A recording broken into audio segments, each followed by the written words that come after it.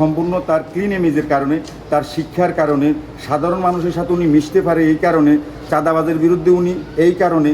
অতএব বিশেষ করে বর্তমানে রাজনৈতিক প্রেক্ষাপটে জামাতের মতো একটা আদর্শবাদী সংগঠনের সাথে আদর্শিকভাবে মোকাবিলা করতে হলে একমাত্র মামুন মাহমুদের মতো নেতাদের দরকার। এই জন্য বিশেষ করে আমাদের 3 নম্বর আসনে নারায়ণগঞ্জের ওনার মতো একজন লোকের নমিনি পাওয়া একান্তই দরকার। এমপি হিসাবে আমাদের একান্তই দরকার। এটা শুধু নারায়ণগঞ্জ 3 নম্বর আসনের জন্য না, টোটাল নারায়ণগঞ্জের বিএনপির জন্য যে কত ভালো হবে ভবিষ্যতে, একমাত্র যারা রাজনীতিবিদ এবং রাজনীতি কলাকৌশল বুঝে, যারা আদর্শবাদী রাজনীতি করে, তারাই একমাত্র বলতে।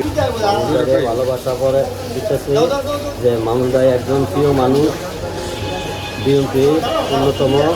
নারায়ণগঞ্জ অনেক অনেক বিএনপির লোক আছে, কিন্তু মামুন ভাই এর ভিতরে একজন অন্যতম মানুষ, ভালো মানুষ। তার জন্য মামুন ভাইয়ের নির্দেশে আসলে উনি এলাকার সব দিকে ভালো কিছু করেন, যেমন হলো মশার বিষভাগ করে, তারপরে গরিব দুঃখীদের অনেক সাহায্য সহযোগিতা করে, কম্বল বিতরণ করে শীতের সময়। উনি ভালো মানুষ ছিল। আমরা আগামীতে যেন মামুন ভাইকে বিএনপি থেকে নমিনেশন দেয়, আমরা তাহলে ভালো থাকতে পারি। উনি খুব ভালো মানুষ।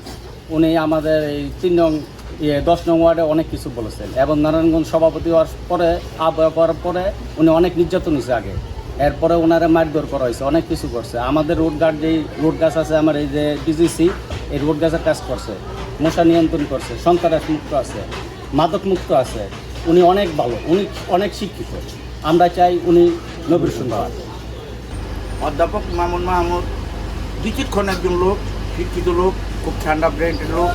আমার জানা মতে অধ্যাপক মামুন মাহমুদ যখন নারায়ণগঞ্জ জেলা বিএনপির দায়িত্ব গ্রহণ করেছেন, তখন থেকে নারায়ণগঞ্জের বিএনপির একটা রাজনীতির প্রেক্ষাপট তৈরি হয়েছে।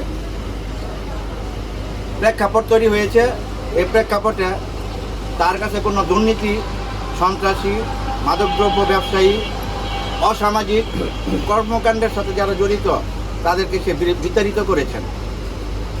আমরা 10 নং ওয়ার্ডে অধ্যাপক মামুন মাহমুদের পা যখনই পড়েছে, তখন থেকেই 10 নং ওয়ার্ড বিএনপি ঐক্যবদ্ধ এবং সাধারণ মানুষের সাথে তার নেতাকর্মীদের নির্দেশ দিয়েছেন সচরণ আচরণ, এবং প্রত্যেকটা নেতাকর্মীকে নির্দেশ করেছেন যে প্রতিটা মানুষকে ঘরে ঘরে গিয়ে যেন সেবা দান করতে পারে।